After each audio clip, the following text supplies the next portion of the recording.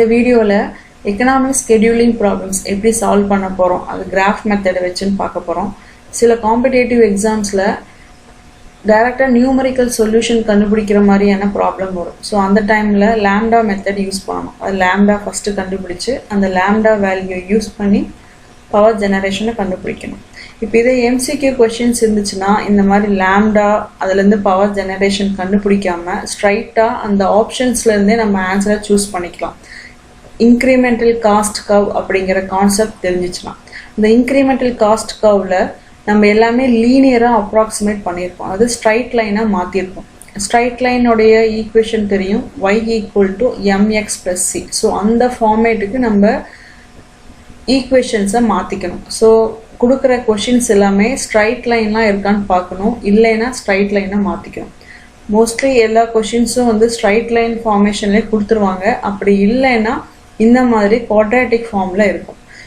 இந்த குவாட்ராட்டிக் ஃபார்மை நம்ம ஸ்ட்ரைட் லைனை மாற்றிக்கிறதுக்கு இந்த ஃபியூயல் காஸ்ட்டை பவர் ஜெனரேஷனால் நம்ம டிஃபரன்ஷியேட் பண்ணோன்னா அது ஸ்ட்ரைட் லைனாக மாறிடும். இந்த ஈக்குவேஷனை நம்ம இன்க்ரிமெண்டல் காஸ்ட் அப்படி இல்லைன்னா லேம்டான்னு சொல்லுவோம்.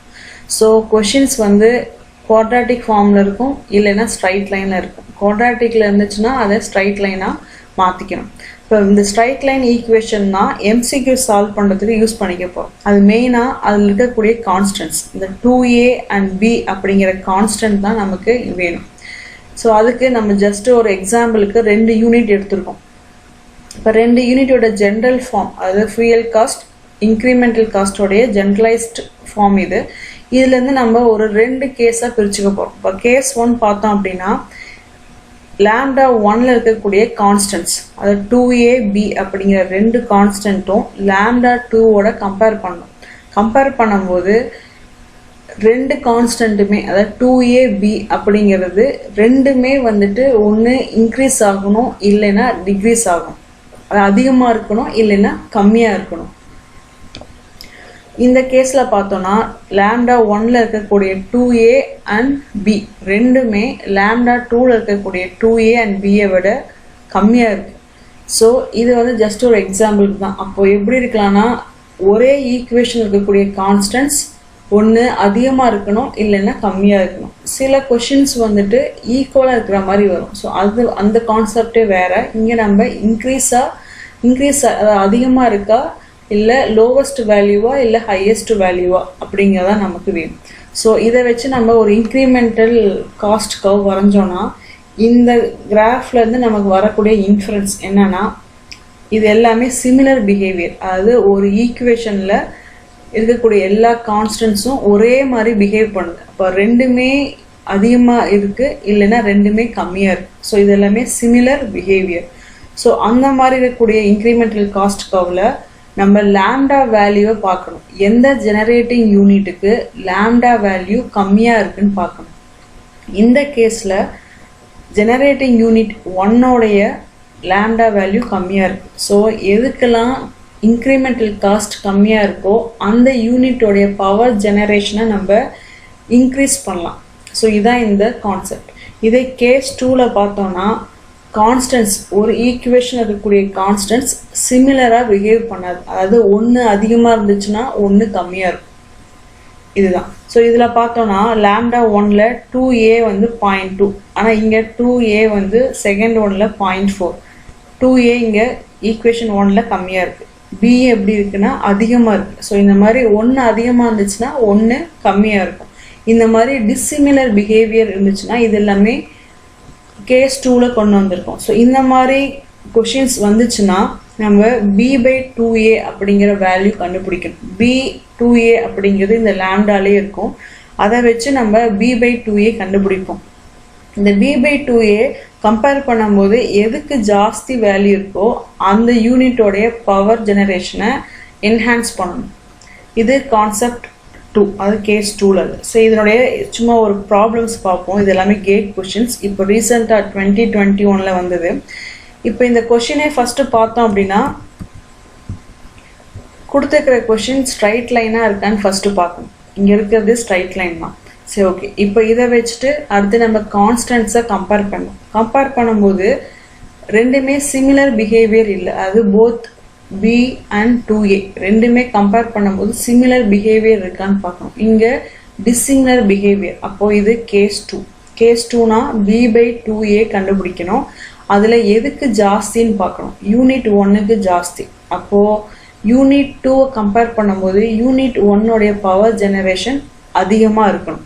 ஸோ அந்த கான்செப்டை வச்சு இந்த ஆப்ஷன்ஸை செக் பண்ணோன்னா ஆப்ஷன் ஏ ஆப்வியஸாக கிடையாது. ஏன்னா ரெண்டுமே ஈக்குவல் ஜெனரேஷன் இல்லை. ஏன்னா இங்கே இருக்கக்கூடிய கான்ஸ்டன்ட்ஸ் எதுவுமே ஈக்குவலாக இல்லை. அப்போ ஈக்குவலாக இல்லைன்னா இங்கே ஈக்குவல் பவர் ஜெனரேஷன் கிடையாது. அப்போ ஆப்ஷன் ஏ இல்லை. அடுத்தது ஆப்ஷன் டி வந்து பார்த்தோன்னா யூனிட் 1 கம்மியாகவும் யூனிட் 2 அதிகமாகவும் இருக்குது. ஆனால் நமக்கு யூனிட் 1 தான் ஜாஸ்தி இருக்கணும். அப்போ ஆப்ஷன் டியும் கிடையாது.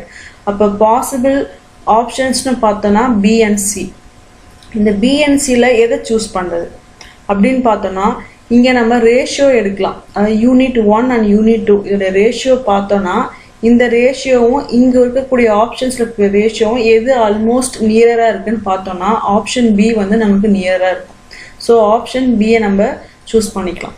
சரி, அப்போ செகண்ட் ப்ராப்ளம் பார்த்தோன்னா இங்கே ஸ்ட்ரைட் லைன் அப்ராக்சிமேஷன் இல்லாமல் டைரெக்டாக குவாட்ராட்டிக் ஈக்குவேஷன் கொடுத்துருக்காங்க. அதாவது ஃபியூயல் காஸ்ட் கொடுத்துருக்காங்க. அப்போ ஃபஸ்ட்டு என்ன பண்ணணும், லாம்டா ஈக்குவேஷனை கண்டுபிடிக்கணும். அடுத்து லாம்டா ஈக்குவேஷனில் இருக்கக்கூடிய கான்ஸ்டன்ட்ஸை கம்பேர் பண்ணணும்.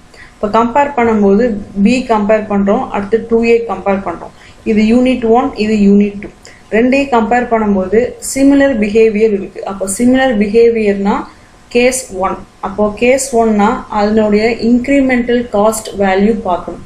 இப்போ லாம்டா வேல்யூ எந்த யூனிட்டுக்கு கம்மியாக இருக்கோ அந்த யூனிட்டுக்கு அதிகமான பவர் ஜெனரேஷனை கொடுக்கணும். அப்போ இங்கே யூனிட் 1 தான் ஆப்வியஸாக லாம்டா வேல்யூ கம்மி. ஏன்னா எல்லா கான்ஸ்டன்ட்ஸும் கம்மியாக இருக்குது. அப்போது யூனிட் 1உடைய பவர் ஜெனரேஷன் அதிகமாக இருக்கணும் கம்பேரிங் வித் யூனிட் 2. ஸோ அந்த கான்செப்ட் வச்சு இங்கே பார்த்தோன்னா இங்கே மெகாவாட்டில் கொடுக்காம ரேஷியோ பவர் ஷேரிங்கோட ரேஷியோ கொடுத்துருக்காங்க. அப்போ யூனிட் 1 தான் அதிகமாக இருக்கணும். அப்போ ஆப்ஷன் ஏ கிடையாது. அதே போல் ஆப்ஷன் பி கிடையாது. ஆப்ஷன் சி இல்லைன்னா டி தான். இப்போ இந்த ரெண்டில் எதை சூஸ் பண்ணுறது அப்படின்னு பார்த்தோன்னா அந்த டைமில் இந்த பவர் டிமாண்டை செக் பண்ணணும். பவர் டிமாண்ட் பார்த்தீங்கன்னா இங்கே 1000 மெகாவாட் கொடுத்துருக்காங்க.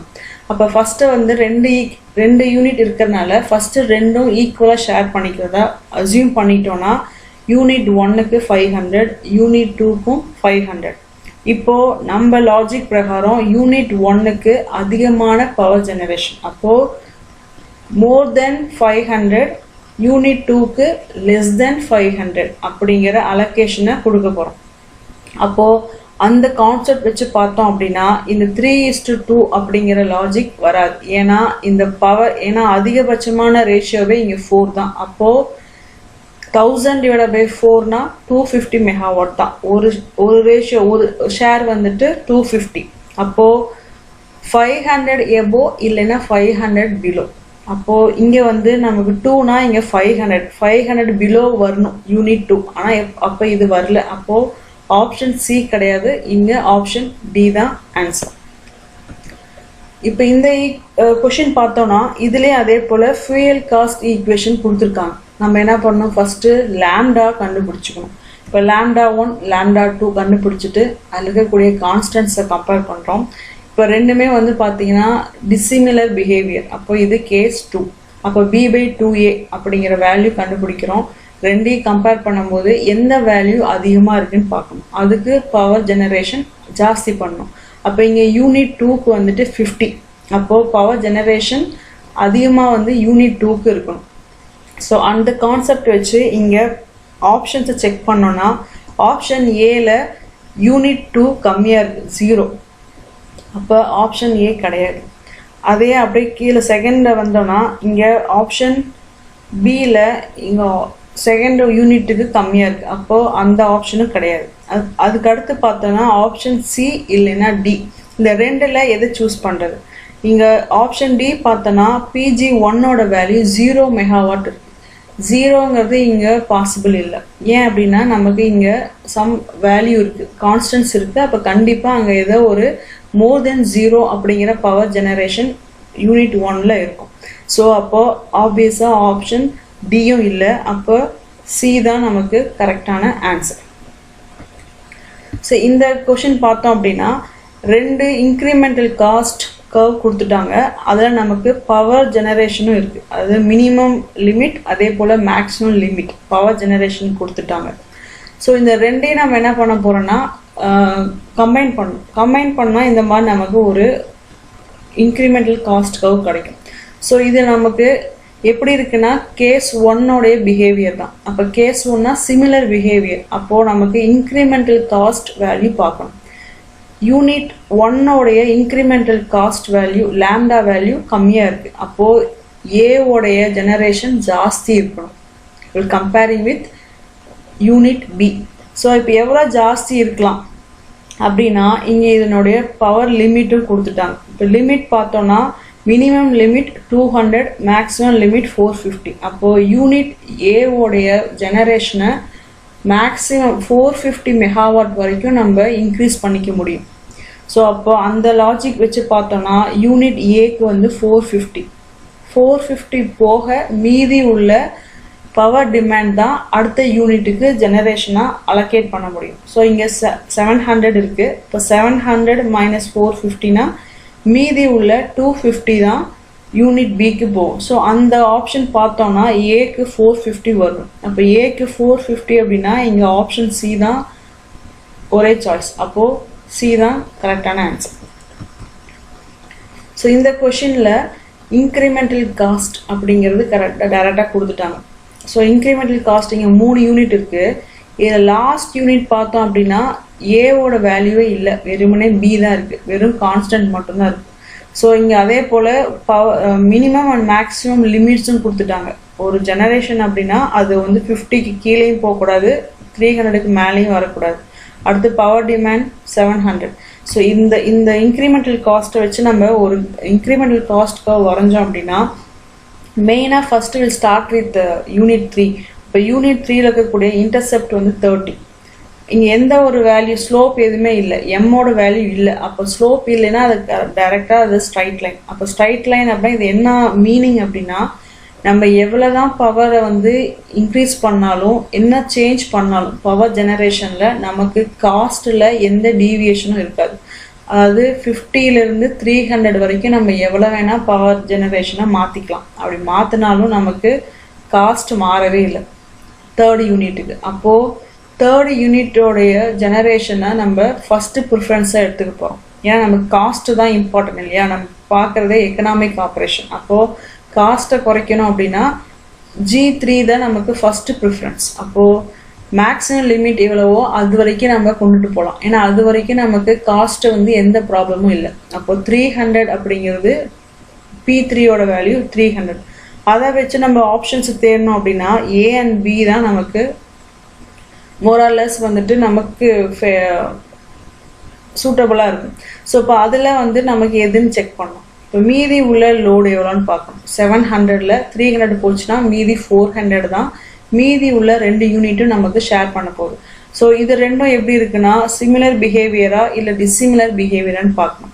இதாவது கான்ஸ்டன்ஸை நம்ம கம்பேர் பண்ணணும். கான்ஸ்டன்ஸை கம்பேர் பண்ணும்போது இந்த யூனிட் 1 கான்ஸ்டன்ஸ் எல்லாமே கம்மியாக இருக்குது யூனிட் 2 கம்பேர் பண்ணும்போது. அப்போ இது வந்து கேஸ் 1 சிமிலர் பிஹேவியர். அப்போ சிமிலர் பிஹேவியர்னா எந்த யூனிட்டுக்கு லேம்டா வேல்யூ கம்மியாக இருக்குன்னு பார்க்கணும். அதாவது யூனிட் 1 லேம்டா வந்து கம்மியாக இருக்குது. அப்போது யூனிட் 1க்கு ஜாஸ்தி பவர் ஜெனரேஷனை கொடுக்க போகிறோம். அப்போது இங்கே வந்துட்டு P3 வந்து 300. ஏ அண்ட் பி தான் நமக்கு இருக்கக்கூடிய சாய்ஸ். இதில் பவர் ஜெனரேஷன் யூனிட் 1க்கு ஜாஸ்தியாகவும் யூனிட் 2க்கு கம்மியாகவும் இருக்கணும். அப்படியே பார்த்தோன்னா ஆப்ஷன் ஏல யூனிட் 1க்கு ஜாஸ்தியாகவும் யூனிட் 2க்கும் கம்மியாகவும் இருக்குது. அப்போ கரெக்டான ஆன்சர் ஆப்ஷன் ஏ. ஸோ இது வரைக்கும் பார்த்தது 2 கேஸாக எம்சிக்யூஸை எக்கனாமிக் ஆப்ரேஷனில் 2ஆக பிரிச்சுக்கிறோம். ஒன்று சிமிலர் பிஹேவியர், இன்னொன்று டிசிமிலர் பிஹேவியர். அப்போது சிமிலர் பிஹேவியர்னா லேம்டா வேல்யூ வச்சு நம்ம ஜெனரேஷனை ஆல்டர் பண்ணுறோம். இப்போ இதே டிசிமிலர் பிஹேவியர்னா அந்த ஈக்குவேஷனில் இருக்கக்கூடிய B/2A வேல்யூ வச்சு நம்ம ஜெனரேஷனை ஆல்டர் பண்ணுறோம். இதுதான் கான்செப்ட். தேங்க்யூ.